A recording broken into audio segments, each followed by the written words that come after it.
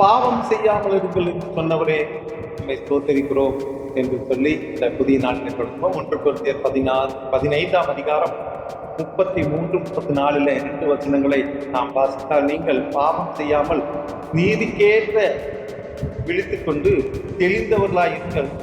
சிலர் தேவனை பற்றி அறிவில்லாதிருக்கிறார்களே, உங்களுக்கு வெட்கமுண்டாக இதை சொல்லுகிறேன் என்று பவுல் கொரிந்தியருக்கு அங்கே எழுதியிருக்கிறார்.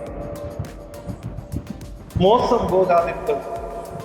ஆகாத சம்பாசனைகளை நல்லொழுக்கங்களை எல்லாம் எடுக்கும். நீங்கள் பாவம் செய்யாமல் நீதிக்கேற்ற விழித்துக் கொண்டு தெளிந்தவர்களாயிருங்கள்.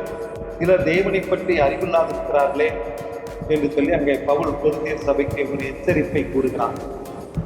அவர்களிடத்தில் ஆகாத சம்பாசனைகள் இருக்கிறது, அவர்களுடைய நல்லொழுக்கம் கெட்டு போகிறது என்று அவர்களை பரிசுத்தமாய் ஜீவிக்க வேண்டும் என்று தன்னுடைய மனப்போன போக்கிலே ஜீவிக்கிறார்கள் என்றும், உலக இன்பங்களை அனுபவிக்க அவர்கள் வேண்டும் என்பதே அவர்களுடைய பிரதான நோக்கமாயிருக்கிறது என்று பவுல் அறிந்து, கொரிந்து சபையிடத்திலே பாவ சுபாவங்கள் அதிகமாய் காணப்படுகிறதினால் பவுல் அவர்களை மோசம் போகாதிருங்கள் என்கிறார்.